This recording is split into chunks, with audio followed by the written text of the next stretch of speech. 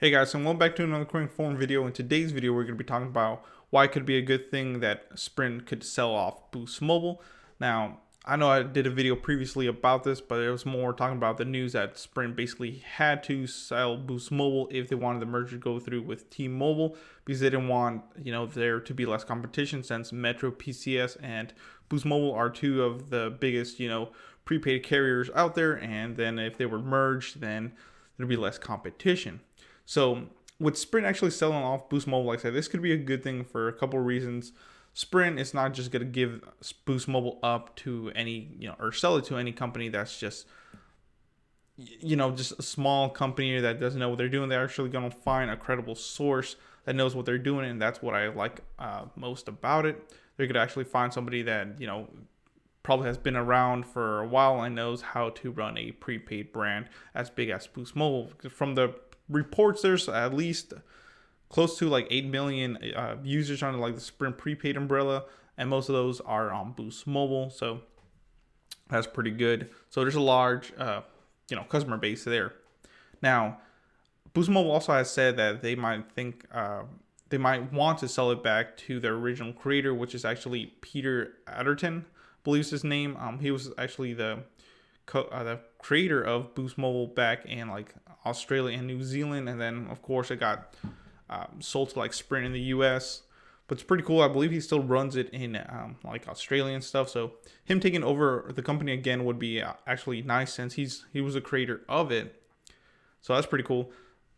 So that's my first point, that they're gonna get sold to a credible company, somebody that actually knows what they're doing. So it's not like they're just going to be thrown, to the dust or anything like that. So Boost Mobile will live on with that. That's pretty cool.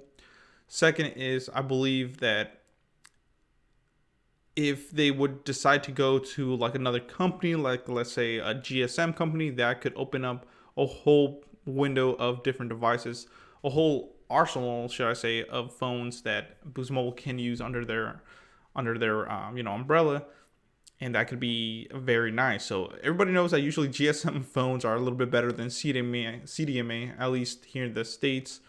Usually the GSM variant of them have a lot more phones and a lot more better specs, should I say, than a CDMA phone for some reason. Everybody knows, let's say there's an LG Stylo 4 and an LG Stylo 4, one from Boost, one from Metro. Usually the Metro PCS version has better specs because it's the unlocked version, or the GSM version really is where I'm going with this. So it's pretty cool. They can start hopefully using GSM phones and more unlocked variants of that, and not stick with CDMA. Second is, the coverage could get a lot better, or third, should I say, the coverage could get better because Sprint and T-Mobile also have pledged to let whoever's gonna get the Boost Mobile be able to use the new Sprint/T-Mobile network. So that's going to be pretty good right there. As you know, if the Sprint and T-Mobile merger goes through, guys, they're going to be third in place. No, actually second, which is going to be, customer base at least as big, which is going to be pretty good. They're going to go all the way from third all the way to second place, which is going to be nice.